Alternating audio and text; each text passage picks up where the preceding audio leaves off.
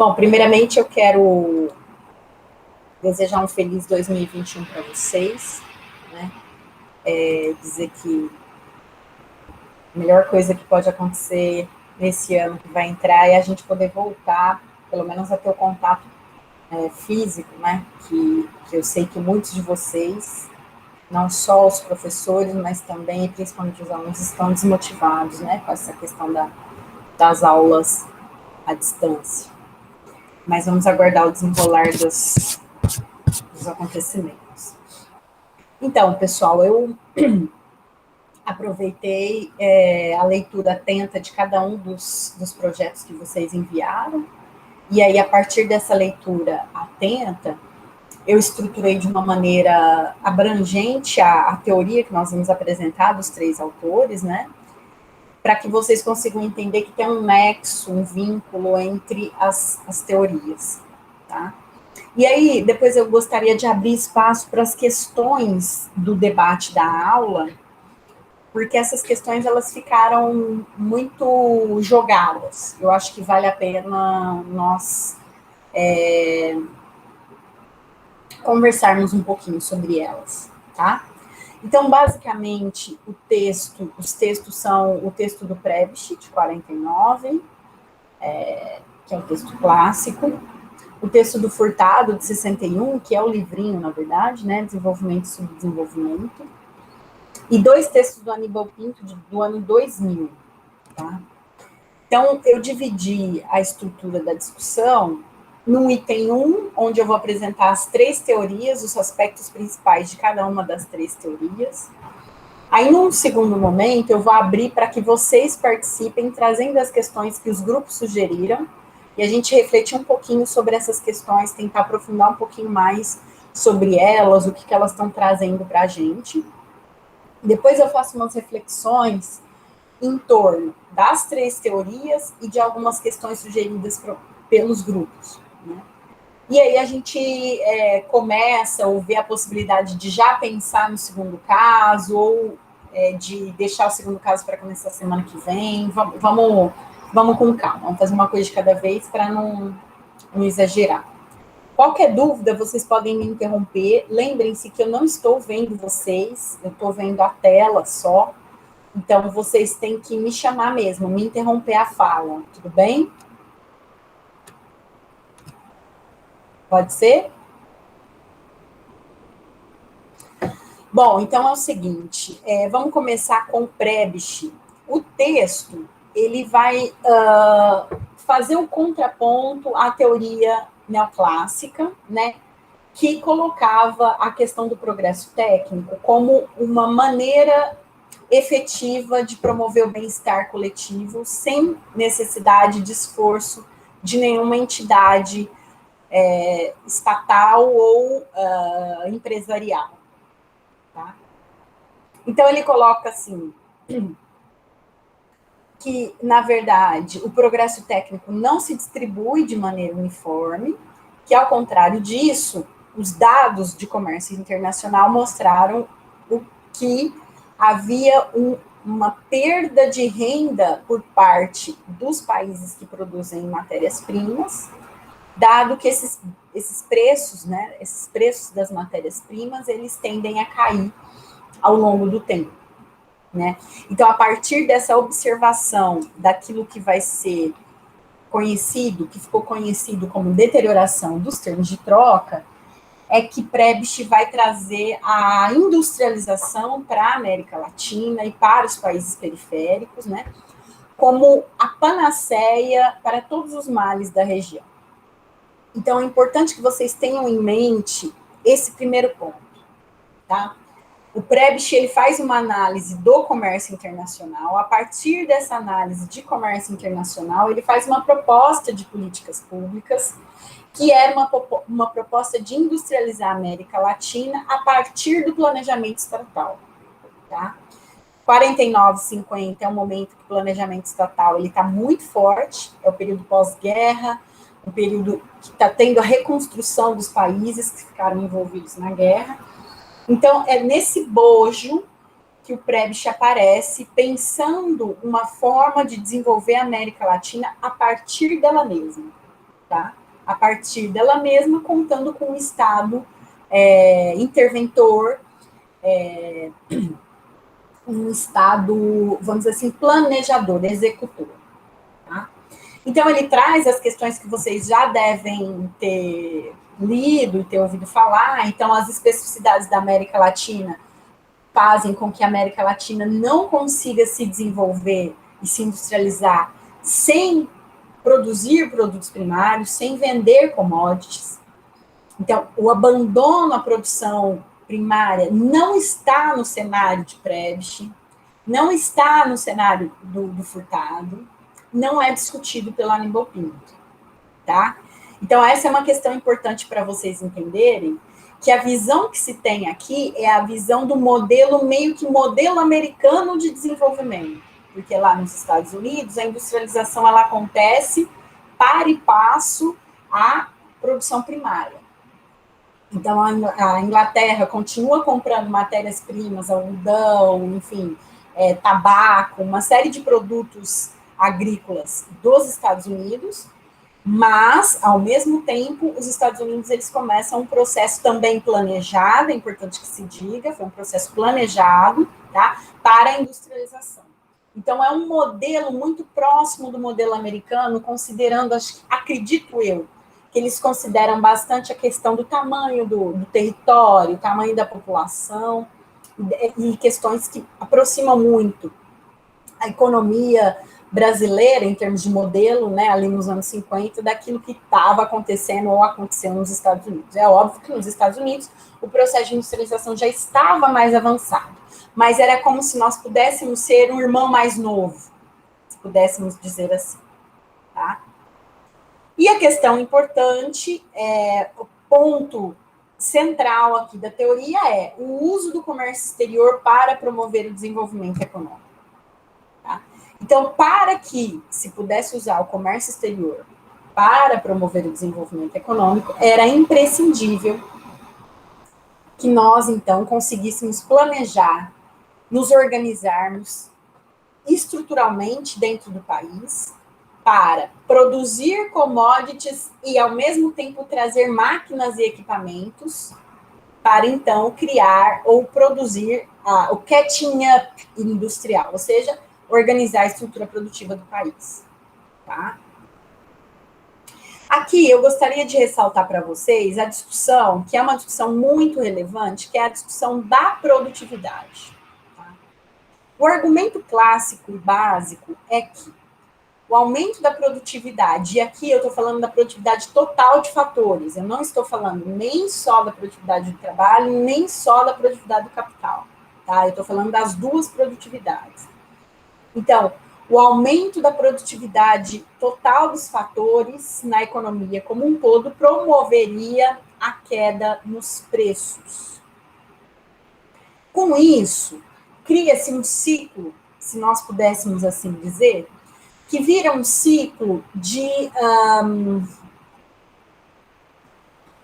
retroalimentação. A produtividade aumenta, os preços dos produtos caem, as margens de lucros aumentam e novas tecnologias são geradas de maneira que a produtividade aumenta de novo e assim sucessivamente. É como se houvesse um link entre o conceito de produtividade, o conceito de lucro e o conceito de salário real. Tá? Então, isso é muito importante, porque eu vi nos casos, nos textos de vocês, muitas vezes vocês falavam, queda de salário, aumento de salário e tal, mas que salário que você está falando? É o salário real ou salário nominal? Isso é muito relevante, tá? É muito relevante mesmo. Então, esse questionamento é um questionamento importante e eu gostaria que vocês pensassem do texto do Prebisch a relação entre produtividade, lucro, poupança e queda nos preços dos bens, especialmente os bens primários. Tá bom? Bom, a constatação teórica, como nós já falamos, né, nós já comentamos, ela é uma constatação que ela rejeita a hipótese levantada pela teoria clássica, né, de que os preços caem à medida que houvesse o aumento da produtividade, né? Então, ele questiona isso, ele traz essa teoria. Existe uma relação entre produtividade, poupança, lucro, salários reais. Existe, tá? Ele não nega isso. Só que ele diz, os preços não baixam de acordo com o progresso técnico, por quê? Porque, na verdade, o que aconteceu foi um aumento, uma certa rigidez nos preços dos produtos industriais contra uma oscilação grande nos preços primários, dos produtos primários ou das commodities. Tá? Então, nesse sentido, é que ele vai dizer que tem um fluxo de renda saindo dos países primários exportadores, né, ou da periferia, e indo para os países centrais.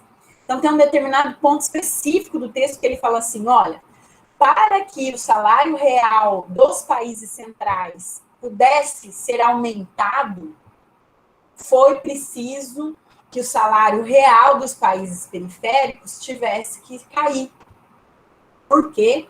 Porque os países periféricos eles vão importar bens de consumo assalariado que muitas vezes vão ser importados até ali nos anos 50. Então, nós estamos falando aqui de quê? De tecido, sapato, o início aí de geladeira, fogão, né? A linha branca que está começando ali nos anos 50, né?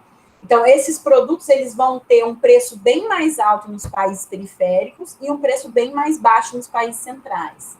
E é exatamente isso que o Prebisch vai dizer. Vai falar, olha, é isso que vai fazer o salário real no centro ser baixo contra o oposto vivendo na periferia. Ou seja, na periferia o salário real ele vai ser muito baixo, muito aquém.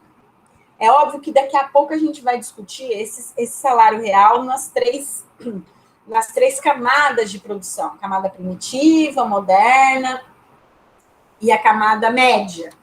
Tá? Mas, por enquanto, eu queria que vocês entendessem isso. É como se a renda estivesse saindo de uma região e passando para outra. Tá?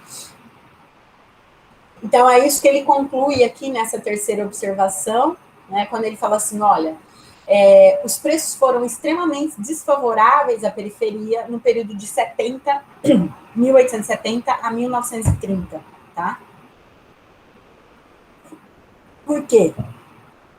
Porque nos países centrais houve um aumento da renda acima da produtividade, portanto, o salário real, ele vai ter ganho, ele vai ganhar acima da produtividade, enquanto na periferia a renda cresceu menos que a produtividade. E é exatamente isso que vai fazer o movimento de migração da renda do centro, da periferia para o centro. Tá? Então, a partir daí, o Prebisch vai trabalhar muito a questão dos dólares, a importância de ter reservas cambiais, especialmente em dólares, para dar conta de fazer o catching-up produtivo da indústria latino-americana. E aí, para isso, ele vem trazer o que a gente chama de ciclo prebischiano, né? Que é uma relação entre ciclo de commodities e produtividade. Né? E aí, a partir daí, ele vai fazer o que nós vamos considerar aqui como uma proposta de política industrial contracíclica ou ativa, tá? Então, ele vem e diz o seguinte, ó, na fase ascendente, o que é a fase ascendente aqui? Do que ele está falando especificamente? Ele está falando exatamente... o que eu fiz aqui? Ele está falando exatamente da questão do preço da commodity em elevação. Então, no cenário, quando o preço da commodity ele está em ascensão na moeda de curso internacional. Professora. O dólar, sim, pois não. Você parou de compartilhar sua tela. Eita, eu tentei fazer uma coisa e não deu certo, peraí.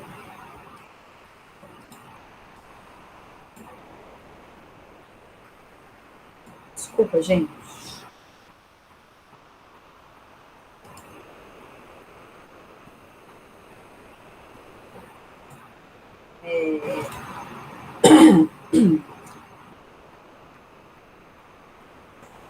Comi bola.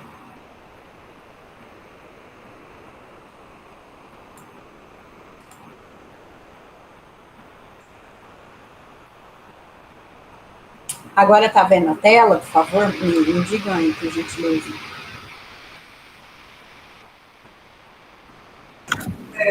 Agora Agora sim. sim. Sim, né?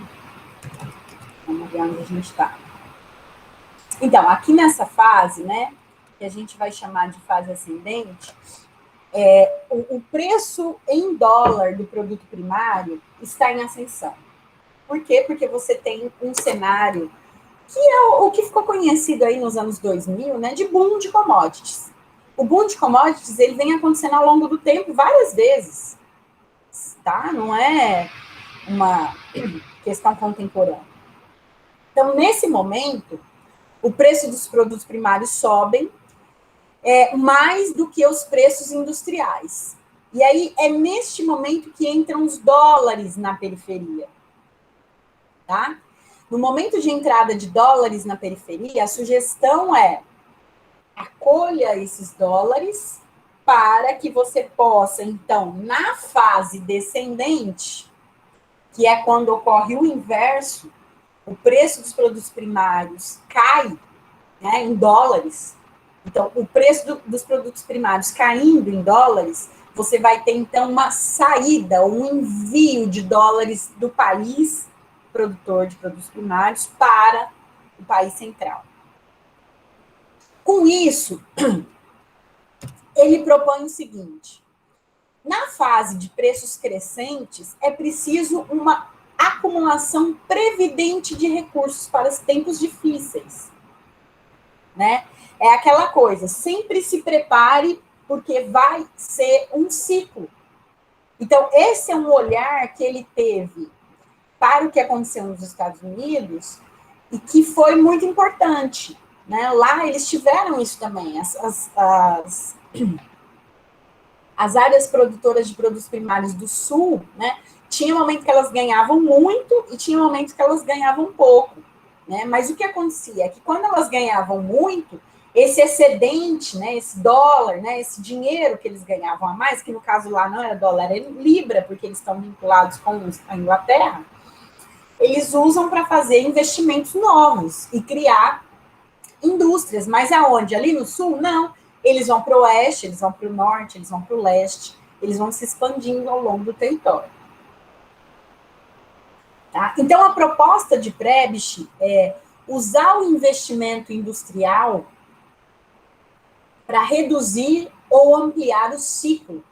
Então, no momento de boom, você segura o ciclo, você segura a entrada de dólares, inclusive para você não prejudicar muito a sua produção nacional. E o contrário também é verdadeiro. No momento de queda de preços, o Estado vai entrar investindo para recuperar a atividade econômica e aí conseguir manter, então, uma certa estabilidade ao longo do tempo, tá? Então, aqui ele faz umas análises mostrando o seguinte, que na fase ascendente, o aumento da renda leva a um aumento de importações, tá? E na fase descendente, o que vai acontecer é que a queda nas exportações vai manter ou aumentar de novo as importações. Então, para ele vai olhar e vai falar, putz, as importações elas vão ser chave, peça-chave nesse processo. E aí, a partir daí que ele faz o desenho da substituição de importações. Ok? Com relação ao Prebisch, alguma questão?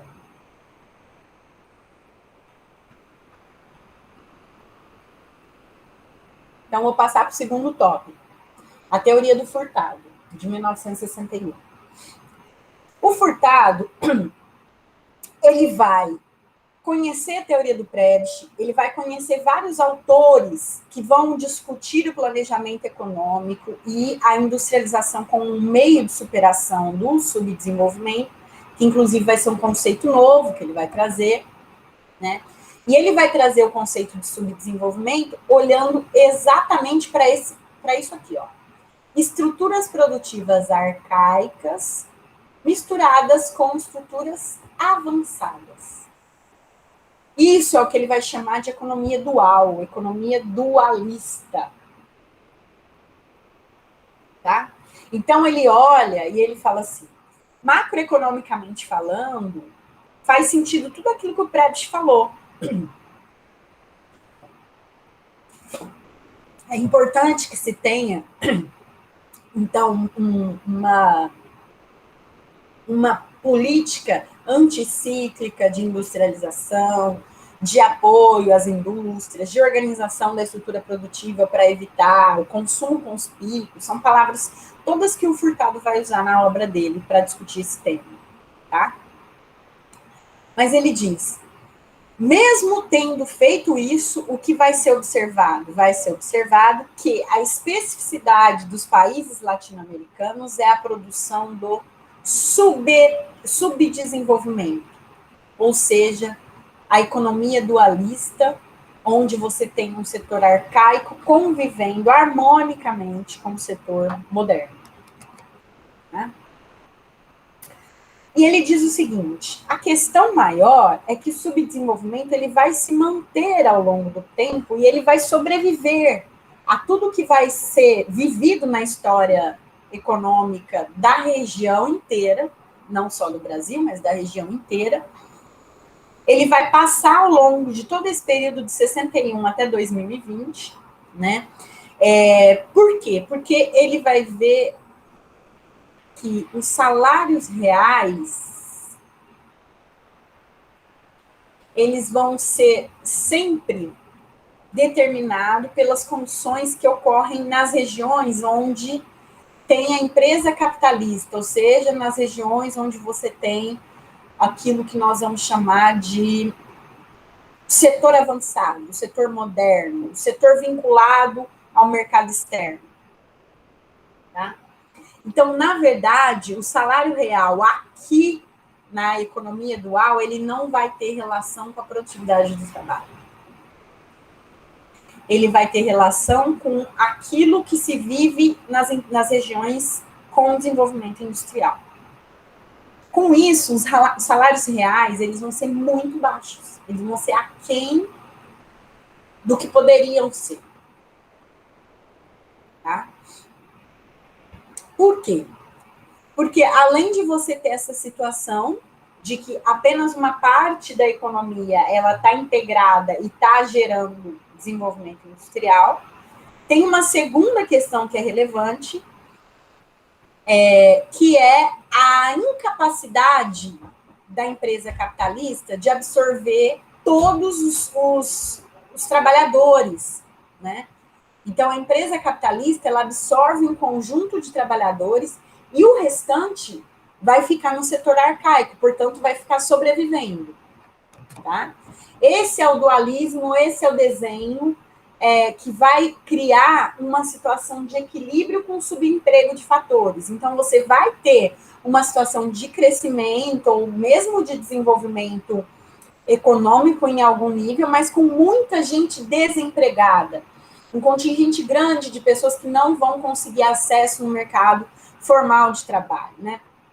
E aqui nós estamos falando, basicamente, se a gente for olhar aí desde a abolição da escravidão até os dias atuais, aqui nós estamos falando, basicamente, das famílias, né, oriundas de indígenas, negros, né, a população mestiça, né, vão ser esses que vão estar desvinculados do setor industrial moderno, o qual vai estar muito vinculado com o imigrante europeu, o italiano, o alemão, né? O próprio japonês. Esses vão estar vinculados com essa estrutura industrial. mais o brasileiro nato, mestiço, etc., ele vai formar uma massa de subempregados. E é exatamente essa massa de subempregados que vai manter o salário real muito baixo, né? Mantendo a alta margem de lucro. Essa alta margem de lucro aqui, o Furtado vai trabalhar muito nela. Porque ele vai dizer o seguinte, como você tem um lucro extremamente alto, porque o nível salarial é muito baixo, o que você vai viver uma situação de consumo conspícuo. As famílias que têm propriedade, que têm indústria, que têm empresa, elas vão ter lucros muito altos e vão gastar esse recurso fora do Brasil. Portanto, é como se uma parte da poupança brasileira ela fosse para o exterior. Tá? Então, ele vai dizer, a parte da economia associada ao mercado externo foi muito importante para monetizar uma parte da economia, mas não monetiza a economia como um todo. Tá? E o problema é que, ao monetizar essa parte da economia, tá, gera uma diversificação de hábitos de consumo, trazendo muito o consumo de luxo, o conceito de consumo de luxo. E aí, então, o Furtado ele vai partir para a discussão da armadilha do subdesenvolvimento. O que é a armadilha do subdesenvolvimento? Ele diz o seguinte, é uma situação na qual você tem, nessa estrutura dual, 3 setores convivendo, pacífica e harmonicamente. Um setor de atividades de subsistência, cujo fluxo monetário é muito pequeno. Vocês podem perguntar aí para os bisavós de vocês, talvez avós, se na época que eles eram mais novos, eles tinham acesso a papel moeda. Né? Não tinha, a maioria das vezes fazia troca direta. Tá? O meu avô tem 95 anos e ele comenta, diz assim, não existia papel moeda, né? Então, fazia troca direta, a caderneta, né, para você anotar as dívidas e tal. Então, você tem um setor de subsistência com fluxo monetário reduzido. Depois, você tem um setor dinâmico vinculado ao mercado externo. E, finalmente, você tem um setor de manufaturado que vai atender ao mercado assalariado interno. Quem que é esse mercado assalariado interno? É o trabalhador que está vinculado ao setor do comércio exterior. É o que vai ser a classe média. Essa classe média, então, vamos considerar assim, os médicos, dentistas, advogados, que trabalham para e atendem, né? Os funcionários das grandes multinacionais que vêm para o Brasil, ali nos anos 30, 40, 50 e etc., vão formar a classe média. Tá? Então, é como se o mercado interno fosse uma classe média, o setor de atividade de subsistência, que é o setor que a gente vai chamar de atividade arcaica, tá? E o comércio exterior, que a gente vai chamar de setor dinâmico, tá? Ou avançado. Então, o que acontece? A armadilha de subdesenvolvimento não é os 3 setores. Não é isso. A armadilha de subdesenvolvimento é porque você cai numa situação de comércio internacional, tá? Que, à medida que você começa a ter uma perda da renda monetária, né, da renda monetária coletiva da sociedade, você vai acabar fazendo uma desvalorização cambial para arrefecer ou reduzir a capacidade de importação, a queda na capacidade de importação. Então, isso é uma coisa bem contemporânea, tá?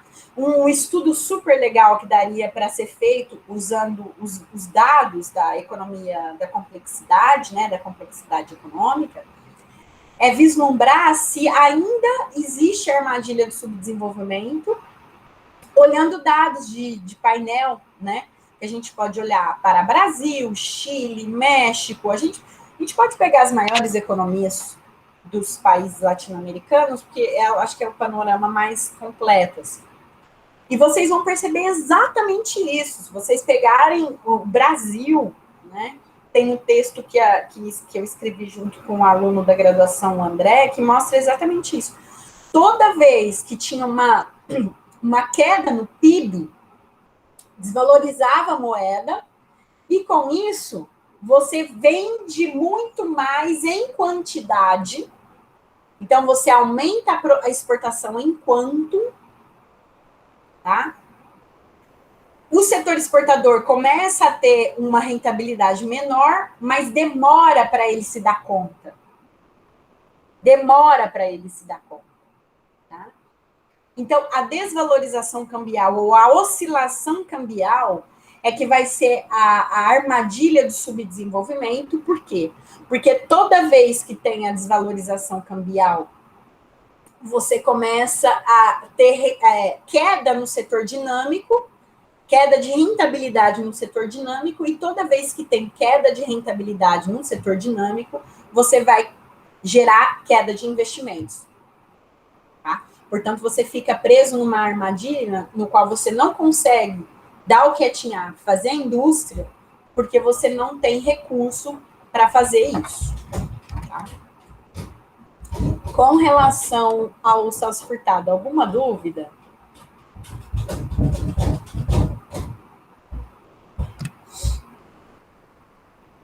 Posso passar para a discussão do Aníbal Pinto?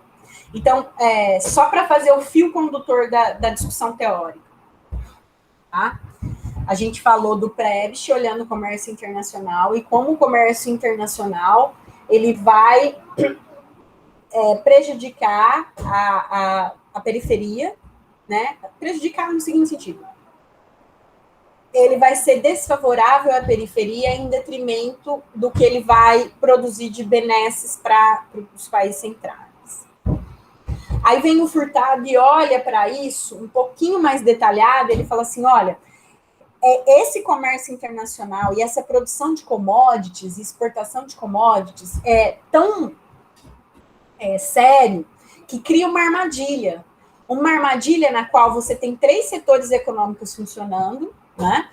E o setor mais dinâmico, ele sempre cai num vale toda vez que há uma queda na renda. Tá? Então, essa é uma questão relevante. E aí a gente entra, então, na discussão do Aníbal Pinto, que é uma discussão mais recente, que é a economia dualista. Tá? Bom, o que ele vai trazer? Ele vai trazer a discussão dos desníveis de produtividade entre as regiões, entre o setor exportador e o resto, a integração ou não integração do sistema político nacional. Tá? Então, o cerne da discussão do Aníbal Pinto vai ser como que a produtividade, sendo diferente entre as regiões, entre os lugares, tá? Vai produzir, então, a desigualdade ou heterogeneidade estrutural. Tá? Então, a heterogeneidade estrutural ela está diretamente relacionada com a produtividade, os diferenciais de produtividade que você vai observar num país, em outro. Tá bom?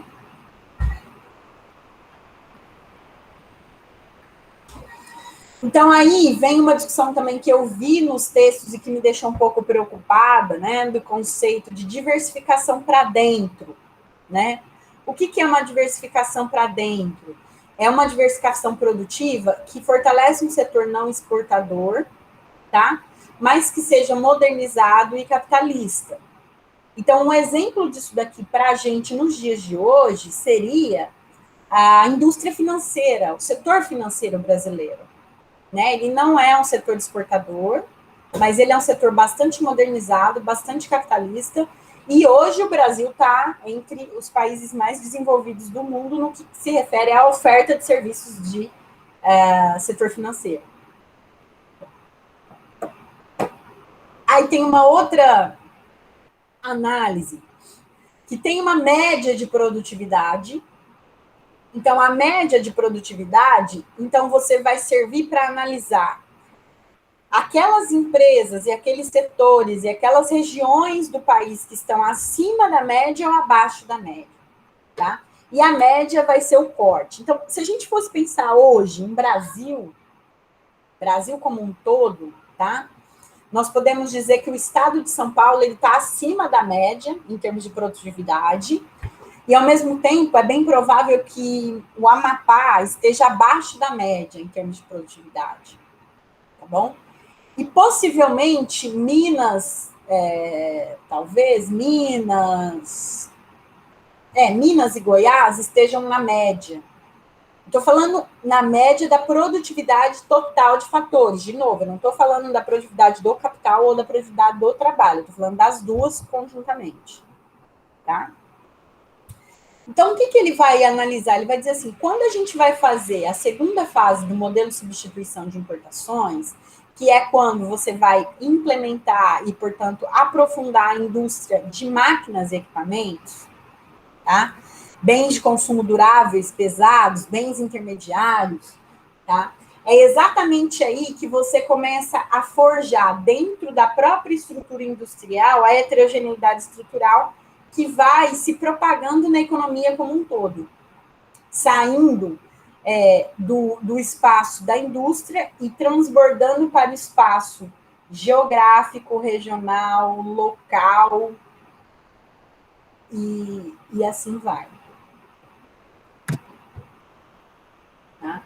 E aí ele vai dizendo o seguinte, olha, ele está escrevendo esse texto aí nos anos 90, né, é um texto que foi publicado nos anos 2000, ele vai dizer assim, olha, depois que a gente se industrializa aqui na América Latina, a gente consegue ver 3 camadas.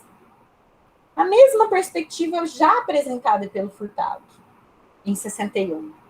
Então, o que o Aníbal Pinto faz, ele vai e reforça aquilo que o Furtado viu em 61, porque em 61 a industrialização ainda não tinha sido aprofundada no nível que foi aprofundada depois, nos anos 70, principalmente.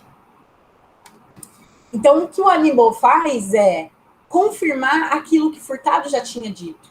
Você vai ter 3 camadas com níveis de produtividade completamente diferentes, níveis de renda per capita completamente diferentes, tá? Convivendo. Então, você vai ter uma camada primitiva, né, com nível de produtividade muito baixa e renda per capita muito baixa, muito próximas da economia colonial, uma economia bastante, vamos dizer assim, simples, não complexa. O segundo polo, né, que vai ser o polo moderno, que vão ser as atividades de exportação industriais e que envolvem serviços, né, com níveis de produtividade semelhantes das economias desenvolvidas, semelhantes às médias, tá? Não venha me dizer que a produtividade na Faria Lima é igual à produtividade na Bolsa de Nova York ou de Hong Kong, porque não é, né? A produtividade é igual à média, porque varia a média da produtividade das economias desenvolvidas, tá? E a camada intermediária, que incluiriam aqui a classe média, que é onde vai ter a produtividade média do sistema, que você vai ter as famílias que vão ter um nível de escolaridade, que vão conseguir acesso à escola, algum curso técnico e etc. E aí ele vai dizendo, ele fala assim, o que acontece é que deu para observar ao longo do processo de industrialização brasileiro que essa heterogeneidade estrutural, né, ela vai sendo constituída e forjada a partir da diferenciação e descontinuidade das camadas produtivas, né, desse emaranhado de estruturas. Aí, tá? E aí é nesse momento que ele apresenta aquela tabela que a produtividade per capita no setor moderno chega a ser 4 vezes maior que a produtividade média, o setor primitivo atinge 1/4 da média, e por aí vai, tá? Não é isso que é relevante na teoria. O que é relevante é como que atividades, populações e regiões geograficamente atrasadas ou marginalizadas, elas vivem como com uma participação, uma parte muito pequena daquilo que acontece nos países centrais. Tá? Então, aqui ele vai discutir a tendência que se tem nos países centrais de homogeneizar a sociedade, a geografia, as classes sociais, em detrimento da tendência à heterogeneidade ou heterogeneizar, né, as frações e classes sociais e geografia na América Latina. Então, a pergunta que caberia aqui é por que a América Latina é tão desigual? Aonde estão os pontos que podem ser ligados e analisados para pensar essa desigualdade aqui? Né? E daí ele fala algumas coisas que são muito relevantes. Muito relevantes. A primeira é, desde então, o desenvolvimento industrial autossustentado nunca aconteceu, nunca se consolidou, ou o Estado continua planejando, continua investindo, continua agindo, ou a indústria não vai. Especialmente depois dos anos 2000, quando vai viver o boom de commodities de novo. Segunda coisa que ele fala, a dependência, ela muda de lugar. Né? A relação centro-periferia, lá do Prebisch, ela só muda de feição. Tá? Ela muda de feição. Agora é uma feição um pouco mais próxima da discussão aí de oferta de serviços, quais serviços, serviços de alta tecnologia a gente não oferta, mas de baixa tecnologia a gente consegue, mas de uma maneira, olhando para o todo, dá para você observar que há uma dependência ainda na relação entre países centrais e países periféricos, onde os países periféricos ainda estão muito passo atrás no processo de aumento de produtividade. Tá? E aí ele fala, o grande problema é que grandes segmentos da população, da estrutura produtiva e do espaço econômico foram marginalizados em relação ao processo de industrialização. Né? E aí ele desenvolve o conceito de tríplice concentração do progresso técnico, que vai ser no nível da população, no nível da estrutura produtiva e no nível do espaço econômico. É essa tríplice concentração do progresso técnico que vai ser a origem do conceito de heterogeneidade estrutural. Tá?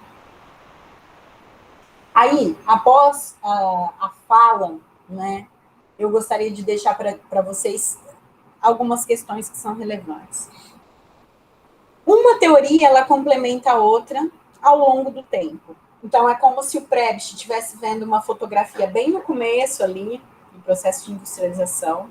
O Furtado já vê alguma coisa um pouquinho mais avançada, mas não consegue ver o processo de industrialização consolidado, que a gente vai chamar aí de internalização dos bens de consumo duráveis e de capital. Vai acontecer só no segundo PND, basicamente vai acontecer nos anos 80, que aí o segundo PND vai fazer os investimentos nos anos 70, mas a maturação desses investimentos vai acontecer apenas nos anos 80, tá? E o conceito de heterogeneidade estrutural olha para todas essas duas teorias que precederam e diz o seguinte, nós industrializamos, e daí? O que nós conseguimos avançar, em que nós conseguimos melhorar a vida das pessoas, dado que há uma heterogeneidade. Existem pessoas que estão sendo desperdiçadas pelo processo de desenvolvimento econômico brasileiro, argentino, boliviano. Existem regiões que estão sendo desperdiçadas a partir do processo de industrialização e desenvolvimento brasileiro e latino-americano como um todo. Então, as três teorias, elas conversam e elas mostram a evolução do olhar sobre a industrialização ao longo do tempo. Agora, eu gostaria de conversar um pouquinho sobre as questões propostas pelos grupos. E aí, eu vou parar a apresentação. Tá bom? Ok? Alguém tem alguma pergunta?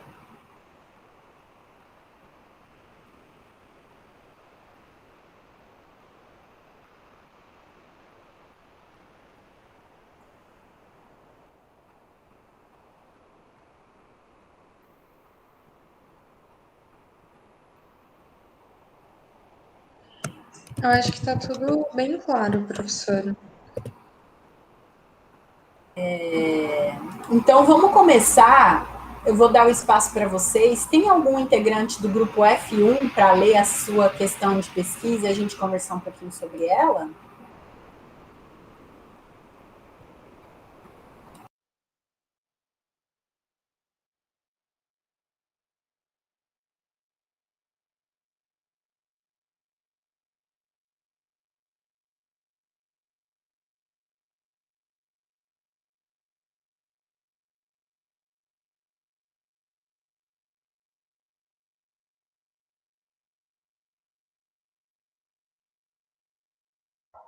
Do grupo F1, eu acho que não. Não, então eu vou abrir a pergunta que eu tenho aqui anotada na minha anotação, e aí a gente tenta pensar um pouquinho sobre ela. Deixa eu ver aqui. F1. Ixi, eu não tenho questão de pesquisa. Do F1.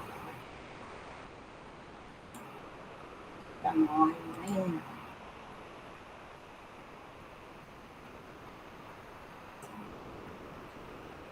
Um minutinho.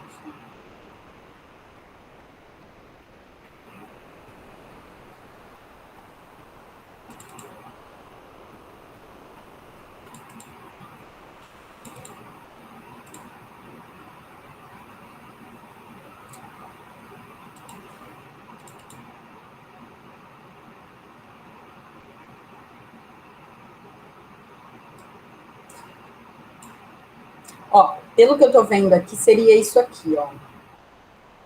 No texto de Prebisch, podemos observar a grande influência que a economia americana tem sobre o desenvolvimento da economia da América Latina.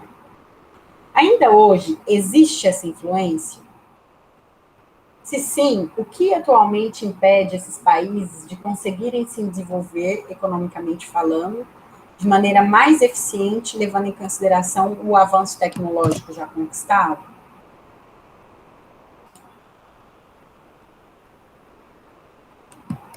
E aí? Alguém quer falar? Eu acho que quando o Prebisch ele elabora, né, a teoria dele, ele pensa em uma transferência um pouco mais concreta de bem de consumo, transferência no comércio, né? E hoje há uma dependência e há uma situação onde está subjugada a economia norte-americana, a América Latina está subjugada à economia norte-americana, mas eu não acho que é numa indústria de bens de consumo tão direta, eu acho que é muito mais uma questão de importação de tecnologia ou de teorias produtivas e algo mais software do que hardware propriamente dito. Esther, o que você quis dizer com software e hardware? É justamente essa questão de ser algo mais tecnológico e não ser peças em si né, e uma produção industrial que vem diretamente de lá, ao contrário, né? A gente tem grandes montadoras aqui, então vem muito mais uma teoria produtiva de lá e uma forma produtiva do que a produção e o produto final de fato. Legal. Mais alguém quer comentar? A pergunta do F1 eu coloquei aqui, ó. Professora, na Sim. primeira parte, falando sobre a influência dos Estados Unidos, não se poderia questionar também a influência crescente, talvez, da China no processo produtivo, produção tecnológica para a América Latina? Hoje, né? Em dias recentes, você está falando.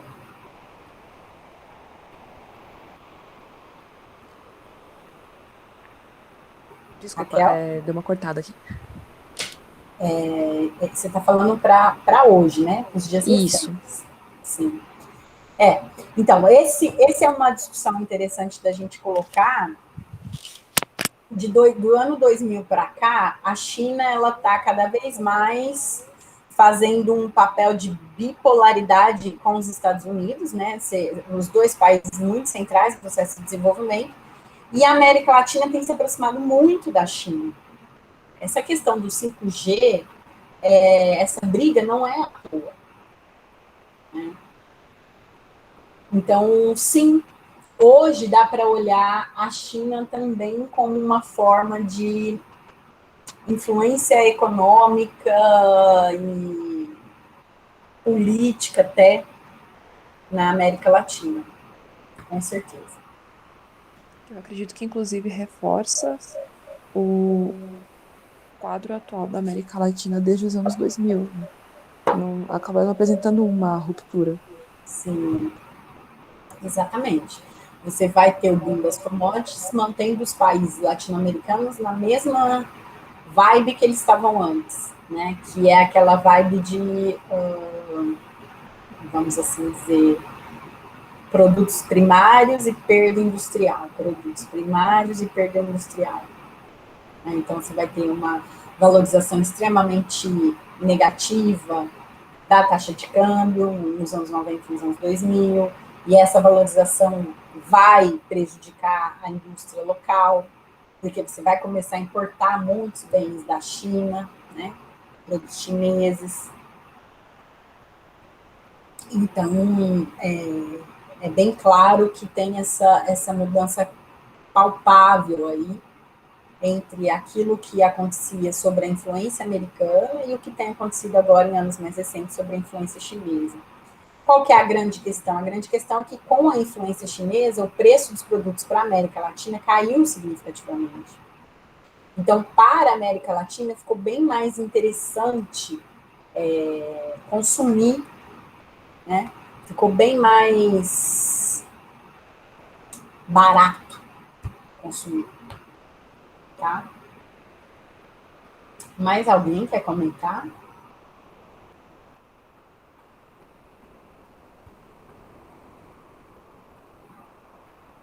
Aí aqui eu vou ter a pergunta do grupo 2.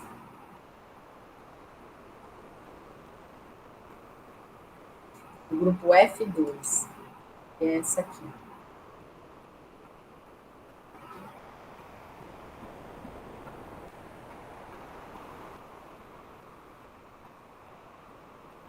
Estamos diante de um momento muito diferente em comparação dos que já vivemos em nossa história. Com o advento do capitalismo globalizado, baseado em inovações tecnológicas e financiado pelo crescimento do investimento do capital financeiro em empresas de tecnologia, as tech companies, dominam o mercado e geram desenvolvimento tecnológico para os países e são muito mais relevantes para o sistema capitalista do que há 10 anos atrás, mesmo que ainda estejam inseridas nos mesmos polos e nos mesmos países.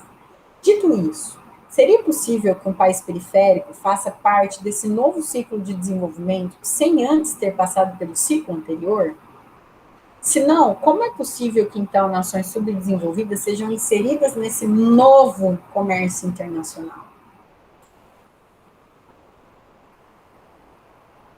E aí, quem vai querer comentar para a gente? Professora, eu saí um pouquinho, que meu computador desligou. Essa pergunta é de um time do Furtado? De É do F2, do grupo F2. É furtado sim, professora. Sim, eu acho que furtado. eu acho que o Furtado deixa bem claro que ele não vê o subdesenvolvimento como uma etapa, né, do desenvolvimento, que não é um processo anterior. Então, eu discordo até da própria pergunta, quando fala se é possível sem ter alcançado um desenvolvimento. Eu não acho que esse desenvolvimento seria alcançado depois de viver o subdesenvolvimento, né? Então, para mim, é esse o comentário. É bem interessante. Quem mais?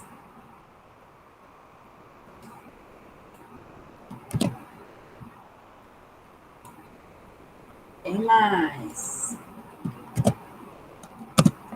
Ninguém?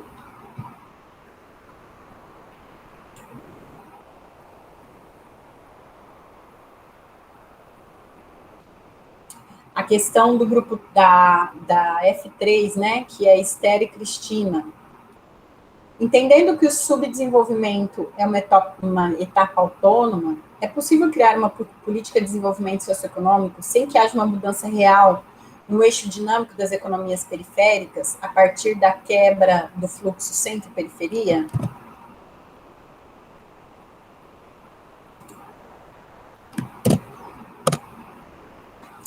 É possível quebrar essa relação centro-periferia?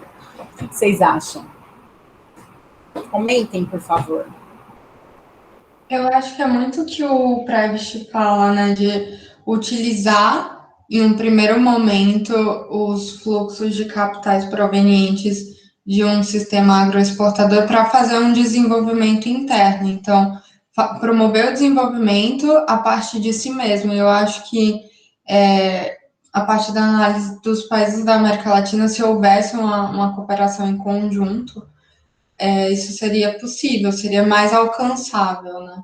Não seria tão ideal, porque, querendo ou não, é uma situação meio difícil a América Latina se juntar contra os principais gigantes capitalistas, que é China e Estados Unidos. Quem mais quer comentar?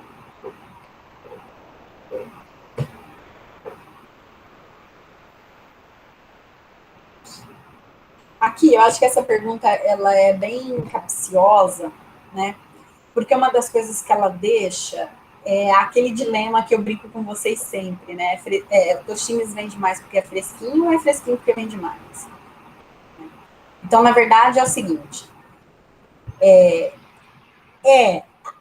a relação externa, exógena, centro-periferia, que define o que está acontecendo na periferia, ou é a relação endógena à periferia que define o que está acontecendo com a periferia? Não sei se vocês conseguiram entender o que eu quis dizer.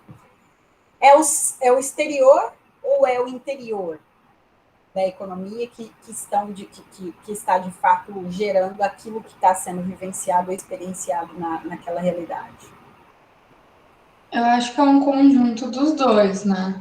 Não dá para se ver de maneira isolada. Mas eu acho que a demanda do centro promove um sistema produtivo que subjuga a gente ao subdesenvolvimento, né? E aí há uma escolha das elites que estão no poder, na parte endógena, de manter essa estrutura produtiva e manter esse fluxo centro-periferia. Então, acho que é uma união dos dois contextos.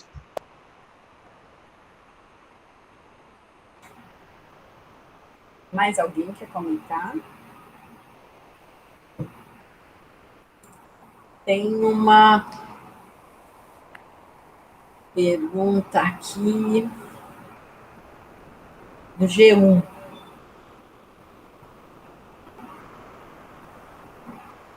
No texto de Prebisch, podemos observar a grande influência que a economia americana tem sobre o desenvolvimento da economia da América Latina.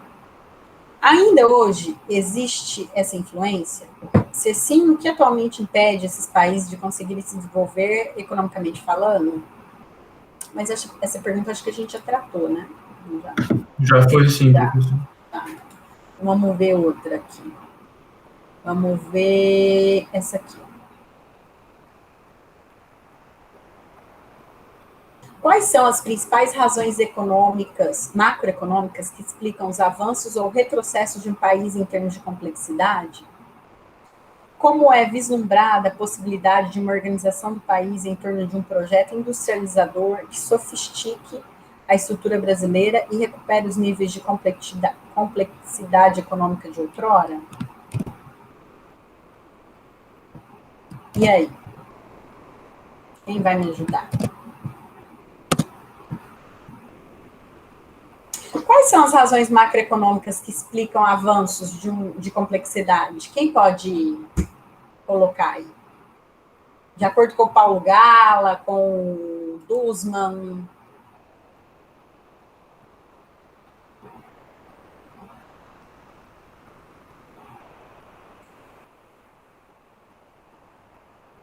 Vai lá, Genilson. Eu ia Eu acho que essa pergunta é até do nosso grupo, inclusive. Não, vou levantar aqui mais um questionamento do que fazer uma afirmação, né? Eu vejo que quando eu coloquei esse tópico na pergunta, eu estava muito baseado na aula que eu tive de economia brasileira, que a gente está falando justamente do Plano Real, aí o professor estava falando que na época do Plano Real o Brasil precisava de divisas, né? Precisava incentivar a exportação e tal. Aí eu fiquei pensando, será que essa necessidade de precisar de divisas não influenciou que estimulasse mais, caramba, em vez de incentivar a industrialização, vamos pegar os produtos que a gente já é bom aqui em fazer para a gente exportar para aumentar aí a quantidade de dólar, sei lá. Não sei se tem alguma relação. Então acho que uma questão que vale a pena pensar em termos de razões macroeconômicas é o papel da taxa de câmbio. Né? É o papel da taxa de câmbio exatamente no ciclo prebichiano. Olha que legal. Né? Aquele ciclo lá. Então, quando a gente faz o Plano Real, a gente precisa que haja entrada de dólares. O que a gente faz para fazer com que o dólar entre aqui? De juros. Você aumenta muito os juros, recebe bastante dólares, recebendo bastante dólares, você vai deixar a taxa de câmbio sobrevalorizada ou valorizada, e aí você faz uma amarração para segurar o processo inflacionário.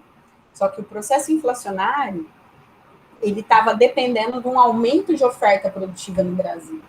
E a oferta produtiva no Brasil tem duas formas de aumentar, ou pela importação de bens do exterior, ou pelo aumento da produção local. Qual que foi o mais fácil de fazer?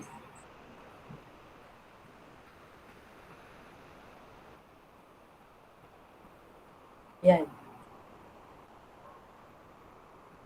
Não entendi esse ponto, professor. Porque eu vejo que é importante ter os dólares, né? Porque o Plano Real, né? Uma das frentes do Plano Real era justamente a âncora cambial, né? Então eu precisava de dólar para manter essa política de câmbio. Agora eu não entendi como essa pergunta que você fez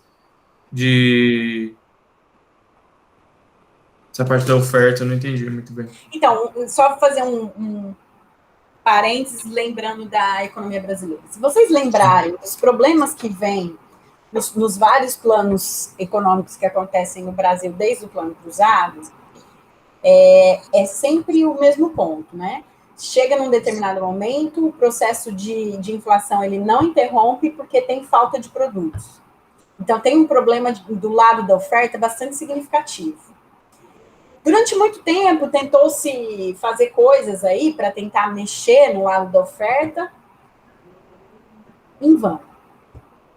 Então, você tem duas maneiras de reduzir a inflação a partir da quantidade maior de produtos despejada no mercado nacional.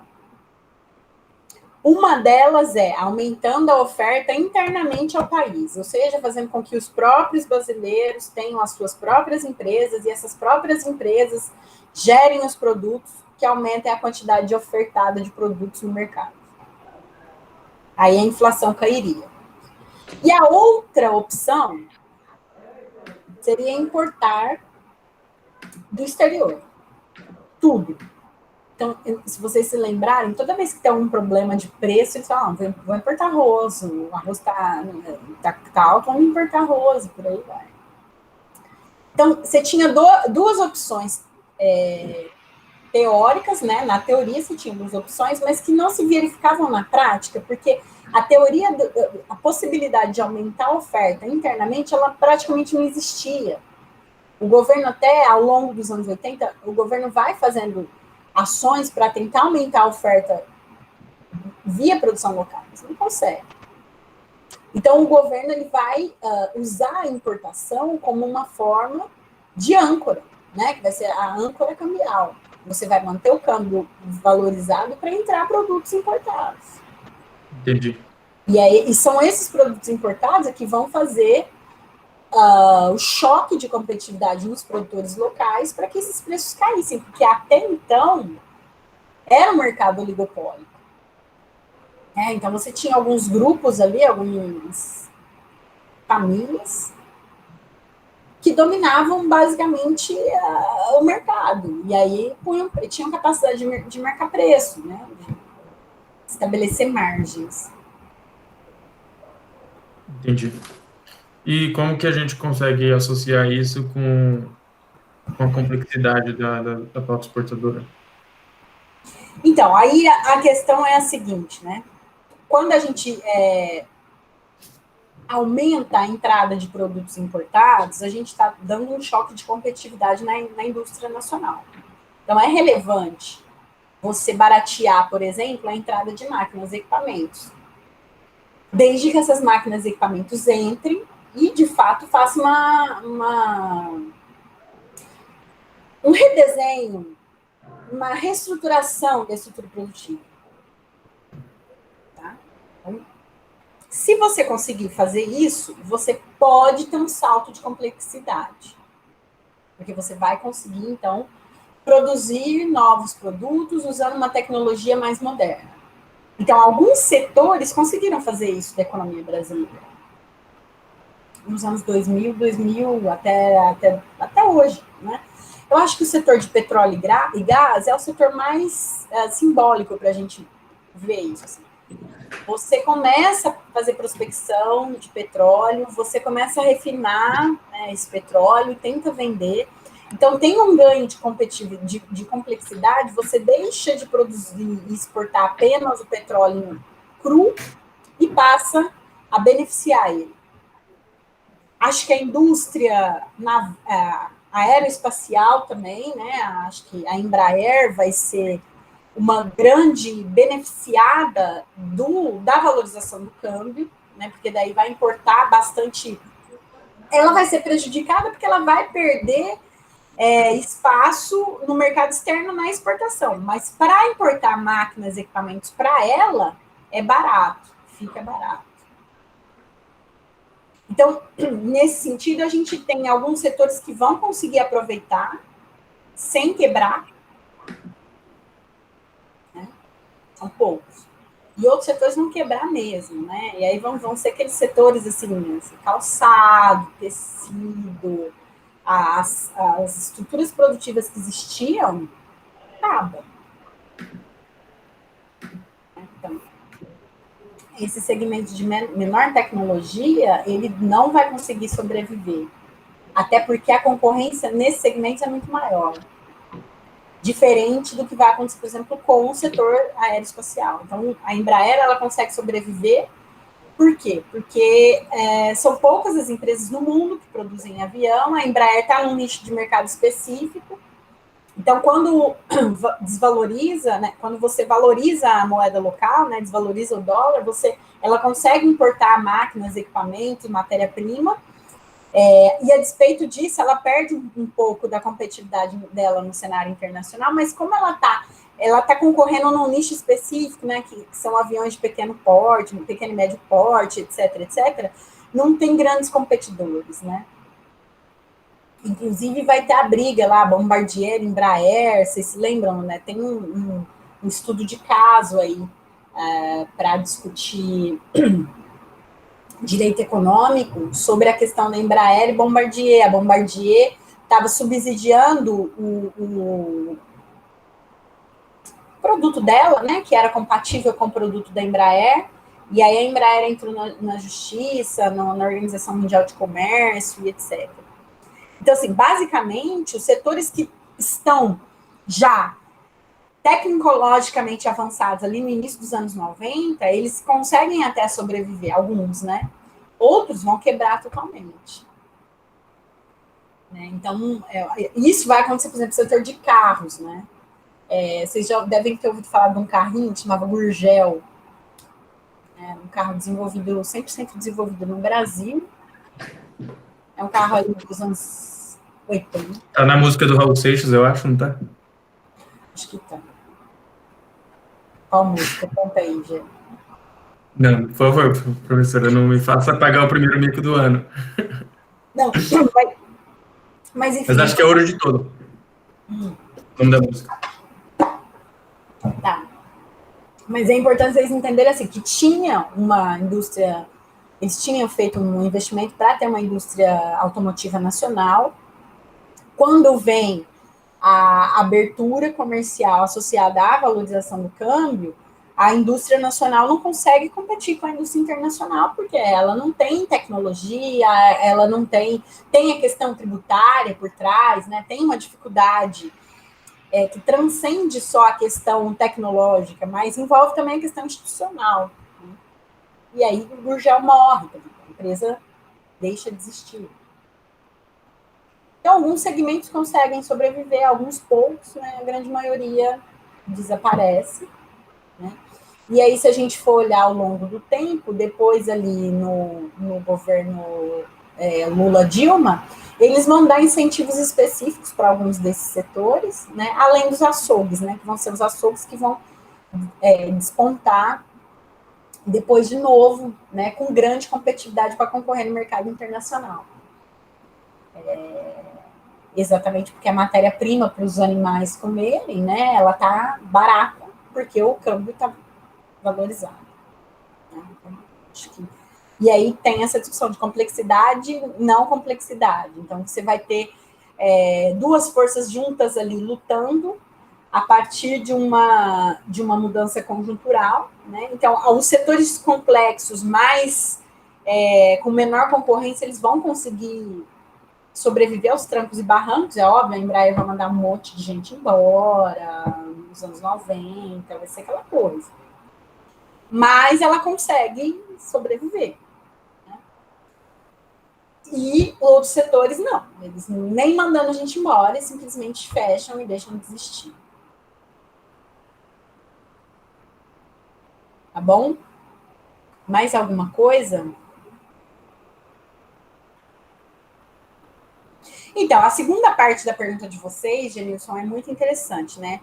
Como é possível organizar o país em torno de um projeto que sofistique a estrutura produtiva e recupere os níveis de complexidades perdidos, né? O nível de complexidade econômica perdido. Então, se você pegar 1980, o Brasil ele tinha implantado o setor produtor de máquinas e equipamentos.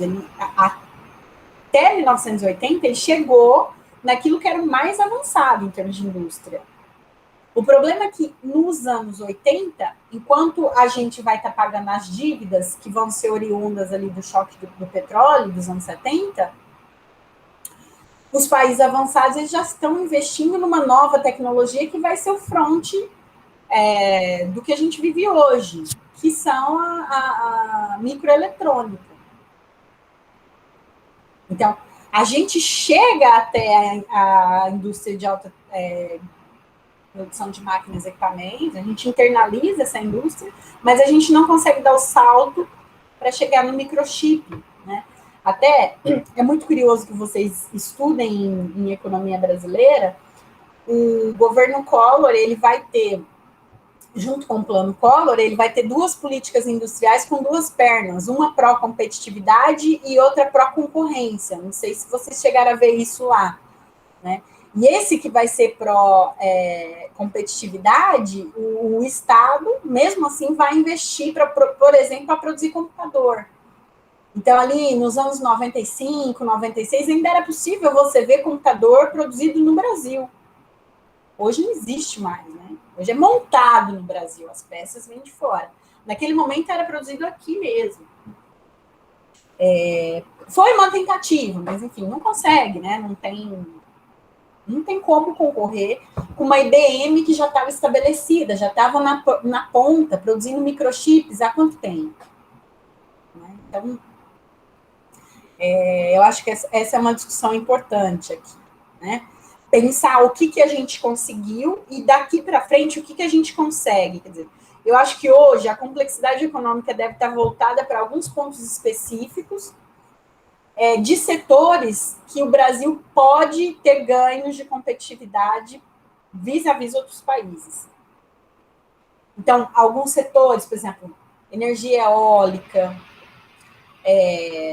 Mas veja, hoje a energia eólica é toda importada. Mas o Brasil, ele tem sol o ano inteiro, ele pode desenvolver essa tecnologia. Né? energia solar. Tudo que envolve meio ambiente, eu acho que pode ter um valor agregado importante com complexidade econômica subjugado nele, sabe? Mas é óbvio que precisa mudar bastante a mentalidade, né? Do que a gente está vendo ainda. Mais alguém quer comentar? Quer perguntar?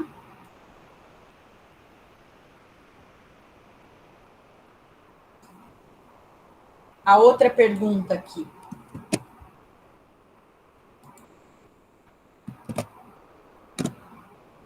Pensando na estrutura heterogênea, ainda que diferente do conceito trazido por Aníbal Pinto, da economia brasileira, qual seria o papel do Estado em tentar homogeneizar as flagrantes diferenças de produtividade entre os setores apresentados?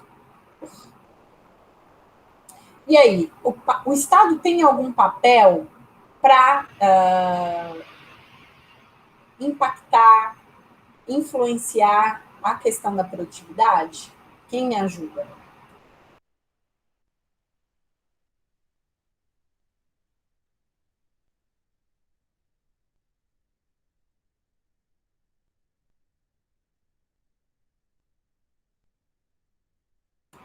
Ninguém, gente. Vocês estão dormindo aí? Respondam, por favor. Professora? Sim, estou aqui. Posso falar? É que o meu áudio está falhando aqui. Pode falar. Sou a Mayara, eu vou dar a minha opinião, tá? O que eu acho aqui. Por exemplo, eu fiz minha monografia semestre passado, estava falando da Embraer e eu fiz um estudo que eu visei verificar se a Embraer estava se financiarizando, né? E aí eu fiz uma comparação com a Vale, que é um setor de baixo valor agregado, enfim, super diferente. E alguns aspectos de interferência do Estado no setor aeroespacial brasileiro, que, enfim, é só Embraer, né? Me chamou muita atenção. Por exemplo, que você estava falando dos subsídios e tudo mais. Eu percebi ao longo do meu trabalho que grande parte de todas as patentes que a Embraer tem, de tudo que ela conquistou agora, é derivado do que o Estado também fez. Ela começou como uma empresa estatal, né?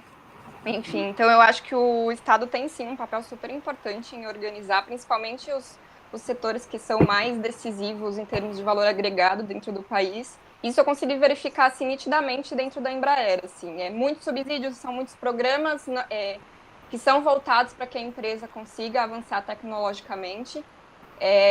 Lá em São José dos Campos mesmo, assim, até a região em si ali também é voltada para deixar a empresa ali, né, para que tenha impactos. Então, acredito que o Estado tem, assim, um papel muito importante nos setores mais estratégicos em organizar, em termos de subsídio e também de regulação, imagino eu, sabe? Tudo que eu já vi até agora. Subsídio, regulação, o que mais?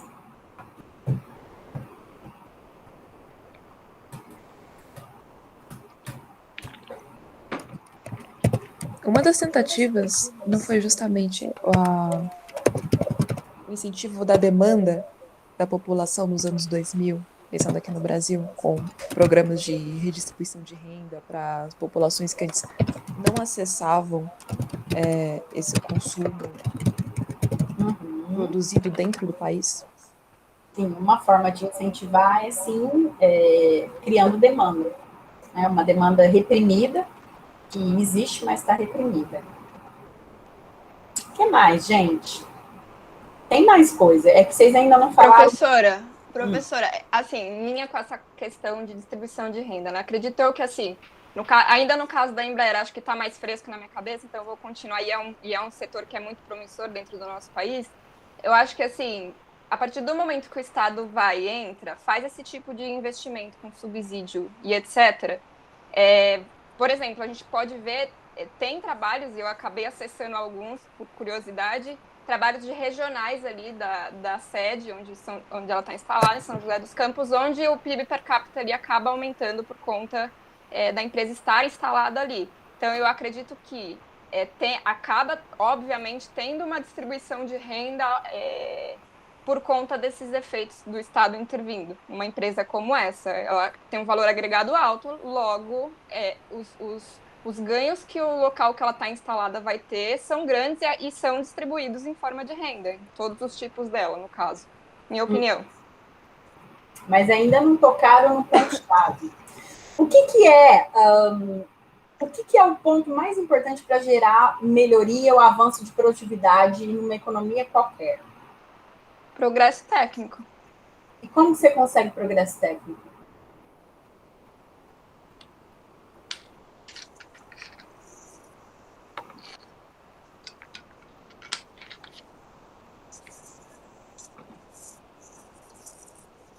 Educação, exatamente.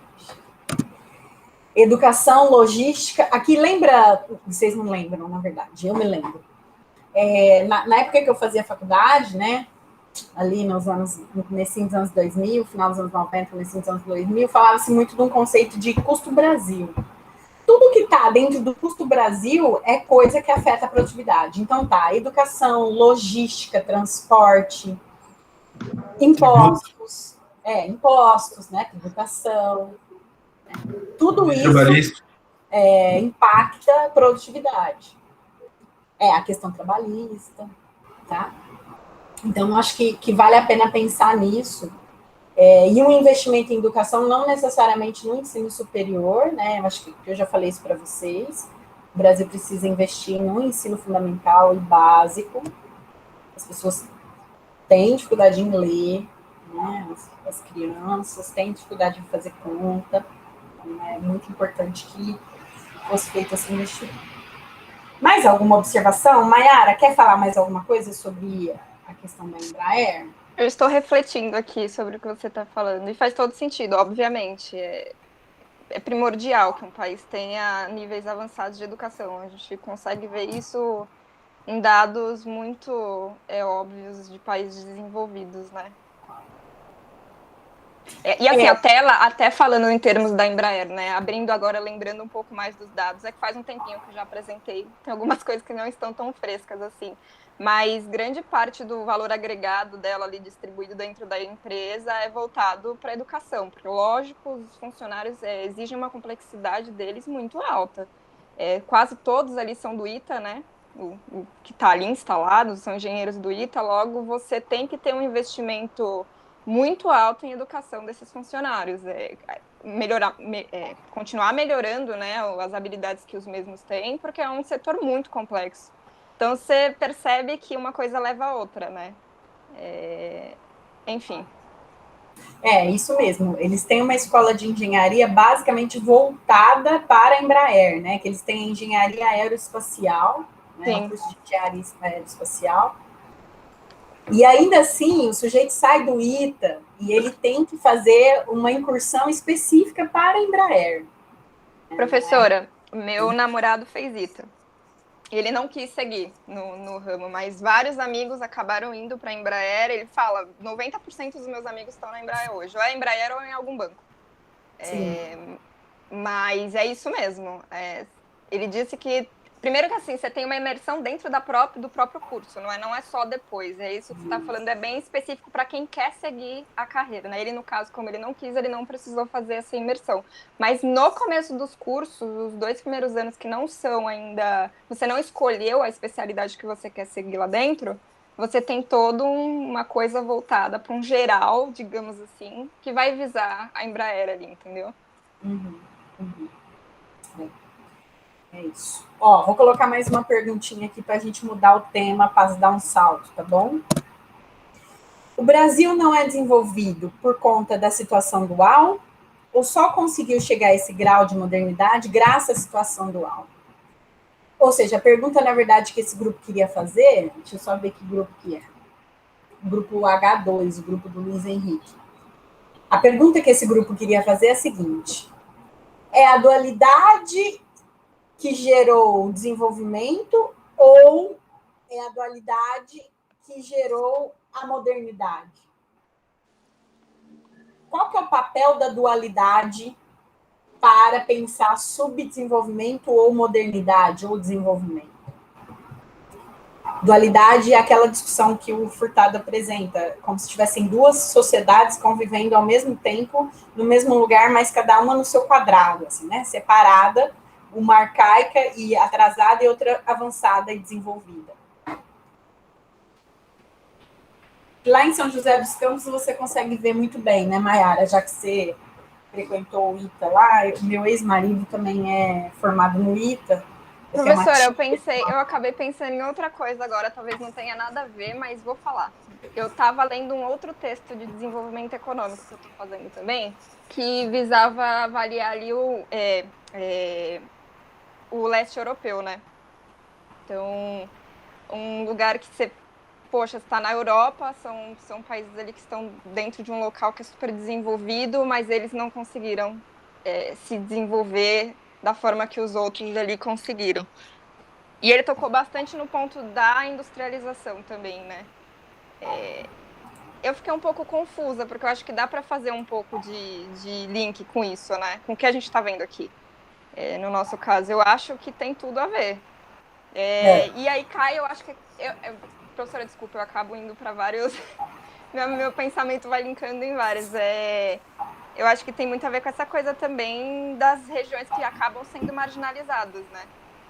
Então, o todo se desenvolve, mas um pedaço ali acaba sofrendo consequências desse desenvolvimento de forma negativa, digamos assim. É o que você estava explicando aqui quando a gente vê a região de São Paulo, por exemplo. Eu não posso pegar Faria Lima e Paraisópolis e conseguir comparar a produtividade dentro desses dois locais. O desenvolvimento em São Paulo ele não foi para o Paraisópolis, ele ficou em alguns lugares estagnado ali. O próprio São José dos Campos, né? A região onde está a Embraer, o ITA, né? Aqueles bairros ali no entorno, eu sei alguns nomes, outros eu não sei, Vila Diana, aquela região ali, ela tem um nível de desenvolvimento, um padrão de renda, um grupo de pessoas. Né? Você pega a borda da cidade ali, para o lado da Dutra, indo mais sentido Rio de Janeiro, você começa já a ver outra realidade, né? Completamente diferente daquela. Então, na verdade, a dualidade, ela é as duas coisas ao mesmo tempo. Acho que eu falei isso na aula e eu vou falar de novo. A dualidade, ela tanto gera o subdesenvolvimento como a modernidade. Não tem essa coisa, ou é uma ou é outra. É as duas coisas ao mesmo tempo. É mais ou menos igual o ser humano, assim, que consegue ter lados muito bons e consegue ter lados muito ruins ao mesmo tempo. Então, eu entendo essa questão da dualidade nestes termos, tá? Mas deixo em aberto ainda para vocês falarem mais alguma coisa a respeito, se vocês quiserem. Se você quiser falar, Mayara, também o que você pensou mais sobre a questão do leste europeu, pode falar. Eu parei por aqui, professor. Se surgir alguma coisa, eu falo. Deixa eu ver se tem mais alguma. Essa aqui eu já li, já das Tech Companies, Estados Unidos. Acho que foram todas, né? Porque teve um grupo que não enviou, tá? Então, assim, tem duas coisas que eu acho que preciso falar para vocês. Eu fui lançar as notas ontem e eu compartilhei com quem que eu compartilhei? Com aquelas pessoas que eu tinha um e-mail fácil, tá? Então, eu compartilhei o relatório de vocês analisado com a nota, as minhas observações, as minhas sugestões, as minhas perguntas e etc. Mas lembra que vocês tinham que me dar uma devolutiva da avaliação de vocês com relação aos grupos? E não foram todos os grupos que me enviaram. Então, eu preciso receber essa devolutiva para que eu possa lançar na planilha certinho as notas de vocês. Assim como tem 2 grupos que não puseram a pergunta de pesquisa no relatório escrito. Então, também fiquei com dificuldade para avaliar isso, tá? Mas eu acho que em termos de pergunta de pesquisa são essas. Alguém se lembra de mais alguma coisa?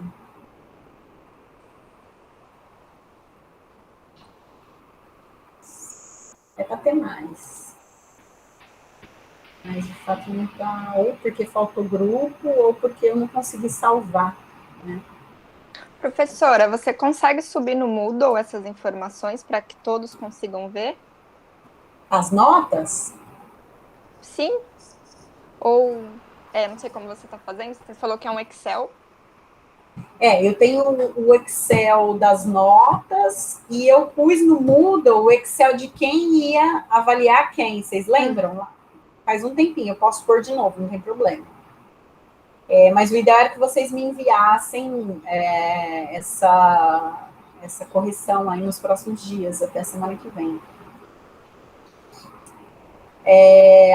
Uma coisa também que eu queria fazer, uma última amarração para a gente relacionar. A teoria de complexidade econômica, ela vai ser uma teoria que vai ser desenvolvida aí dos anos 2012 para frente, exatamente porque vai ter o desenvolvimento do processamento de grandes dados, né, de grandes bases de dados com bastante informações. A questão é que a teoria da complexidade econômica, ela vai trazer um ponto que vai permitir olhar para todas essas teorias que antecederam ela e dizer assim, só a industrialização não adianta. Né? Então, você até consegue ter, por exemplo, no Brasil, uma indústria complexa. O caso da Embraer é bem um bom exemplo. Tem uma indústria complexa aqui, instalada aqui. Tá? Mas essa complexidade não necessariamente vai se converter em desenvolvimento humano, ou queda de desigualdade, ou avanço da própria produtividade, porque ela pode ficar concentrada numa ilha, né? Fica uma ilha e aí todo o mar flutuando em volta. Tá? Então, é exatamente isso que a gente consegue ver em termos de complexidade quando a gente olha a América Latina e o que tem de complexidade na América Latina. E aí eu me lembro de um dos grupos que apresenta o México, o caso do México, das maquilas, né? Então, você tem uma franja de complexidade ali no México que pega toda uma parte da fronteira ali com os Estados Unidos. Mas essa complexidade não reverte em desenvolvimento humano, índice de Gini, melhora nos sistemas de educação, qualidade de vida e etc, etc.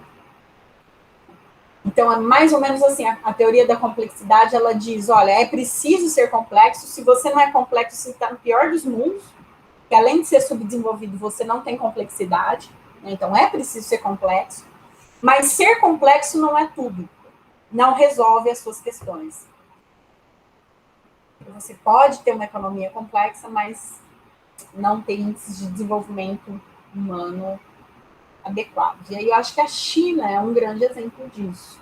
Né? É um país extremamente, com uma complexidade econômica extremamente alta, mas um país onde as pessoas são pobres, as pessoas têm dificuldades para se alimentar, né? Tem uma série de questões ali. E mesmo os Estados Unidos, que é o oposto, que é um país rico, mas ele também tem problemas de desenvolvimento.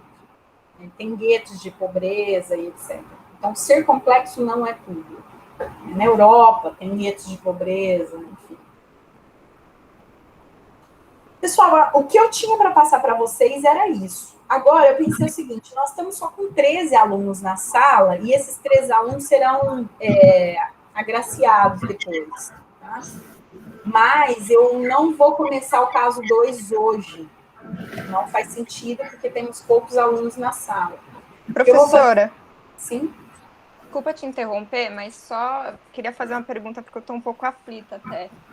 Se no problema 2 a gente vai trocar de grupo, porque eu gostaria de trocar no problema 2. Seria possível? Sim, é possível. Pode. Beleza. Sim. Pode sim. Então, o que eu vou fazer eu vou postar no Moodle o problema 2 e vou pedir para que vocês se organizem em grupos para o problema 2. O problema 2 é bem mais complexo do que o problema 1, tá bom?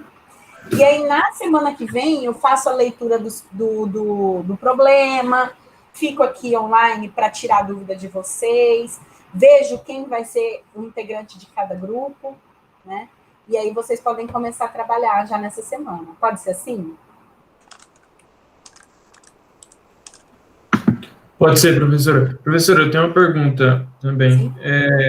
Você falou que mandou o e-mail lá para o pessoal, né? Eu recebi o seu e-mail, só que eu abri o documento e eu não encontrei nenhuma correção. Será que eu estou vendo errado? Então, será que eu mandei o documento errado para você? Eu não sei. Você lembra o nome do grupo? G2. Hã? É G2, o grupo. G2. G2 Prebisch.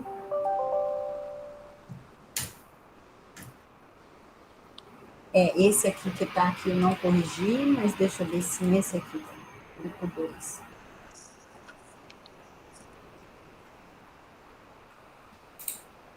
Ah, que estranho.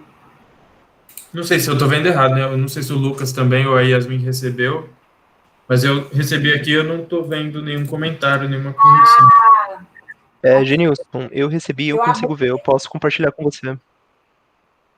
Eu abri, na verdade, ele no Google Docs, e aí eu fiz as observações todas no Google Docs.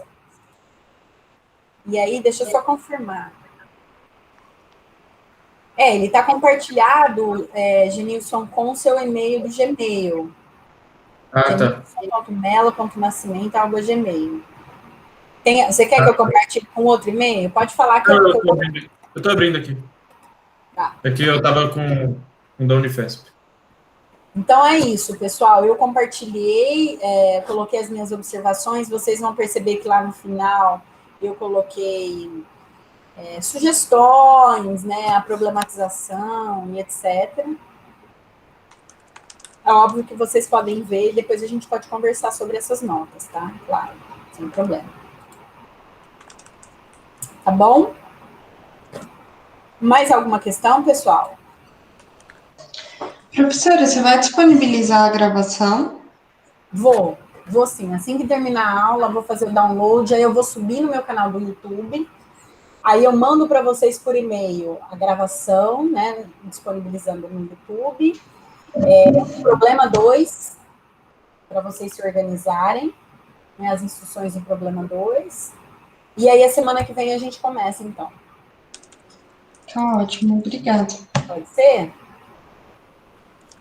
Tudo bem? Matheus, Maiara, Lucas, Vitor, Raquel, Sim.